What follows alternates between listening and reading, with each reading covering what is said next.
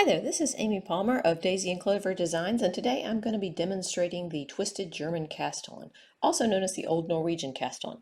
I have a needle, I have some yarn here. I'm going to put the tail of my yarn towards me. I'm going to leave my working yarn away from me. I'm going to make a little birdie beak with my index finger and thumb of my left hand, and I'm going to put that under the yarn. I'm going to grab the working yarn and the tail with my other three fingers so that I now have a loop around my thumb and my index finger of my left hand. I'm going to open the little birdie beak up. I'm going to point the birdie beak at myself. I'm going to take my knitting needle, point it at myself, and put it under the yarn. I'm now going to straighten back into a comfortable position. I'm going to put my finger on the loop that's already on my needles. I'm going to pull back with my knitting needle like I'm going to use a slingshot. At this point, I'm going to number my yarns. Yarn number 1 is on the front of my thumb. Yarn number 2 is on the back of my thumb or the inside of my thumb. Yarn number 3 is on the inside of my index finger. Yarn number not used. We're not even going to bother with numbering it. Okay. We are going to make a motion that's going to feel a little like a figure 8 or like directing music.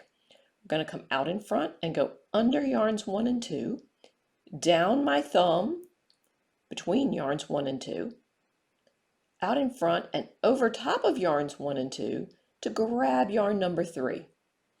If I look by rotating my hand, I see a figure 8, and I'm going to pull through the triangle of figure 8. Of the figure 8. I'm going to wiggle my thumb out of that loop, snug it up, and there I have my second stitch. Let's do that again.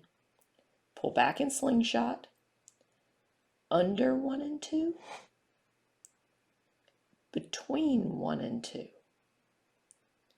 out in front and over top of 1 and 2, to grab 3, and pull back through the figure 8 that I can see when I rotate my hand.